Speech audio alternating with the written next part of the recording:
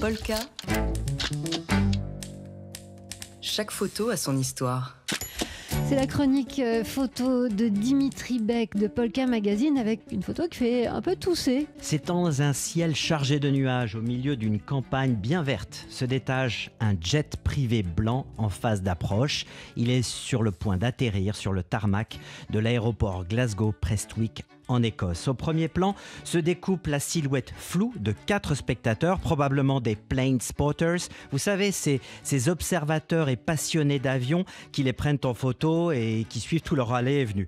C'est que l'aéroport de Glasgow est devenu ces jours-ci un paradis pour ces fans d'avions à l'occasion de la COP26, cette 26e conférence des Nations Unies sur le climat qui se tient dans cette ville donc du Royaume-Uni jusqu'au 12 novembre. Et il fait sale temps là-bas, je vous le dis, ça c'est vrai et on le sait bien.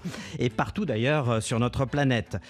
Le sommet de la dernière chance réunit parmi les plus grands chefs d'État de ce monde et dans son sillage une flotte de VIP à n'en plus finir, dont Jeff Bezos d'ailleurs, dont on parlait tout à l'heure.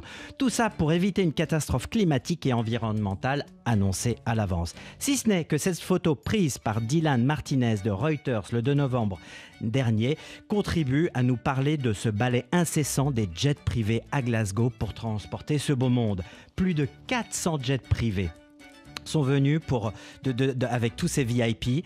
Hypocrite de haut vol, a titré le Scottish Daily Mail qui dénonce le bilan carbone du rendez-vous diplomatique tant attendu. Le moyen de transport le plus consommateur de CO2 au monde. Un voyage en jet privé moyen émet 10 fois plus de gaz à effet de serre par personne qu'un même voyage sur un vol en classe économique et accrochez-vous bien, 150 fois plus qu'un voyage en train, a rapporté le Daily Mail. Une sacrée polémique donc avec cet embouteillage dans le ciel de Glasgow qui est à un moment donné jugé crucial pour l'avenir de la planète, même si bien sûr il y a beaucoup de circonstances atténuantes pour tous ces voyages et certains venant de très très loin. Ça fait quand même une mauvaise image pour ce moment de vérité. Sur les réseaux sociaux, il y a eu une envolée de commentaires et ils ont crié au loup avec des images soi-disant montrant le tarmac embouteillé de l'aéroport de Glasgow, mais toutes ces images datées d'il y a plusieurs années et ne représentaient pas du tout l'aéroport en question. Peu importe, en tout cas au 10 Downing Street, après avoir prévenu qu'en cas d'échec de la COP26, nos enfants ne nous le pardonneront pas, eh bien déjà on sait que la jeune militante suédoise Gerda Thunberg est arrivée, elle, en train de Londres. Polka. Chaque photo a son histoire.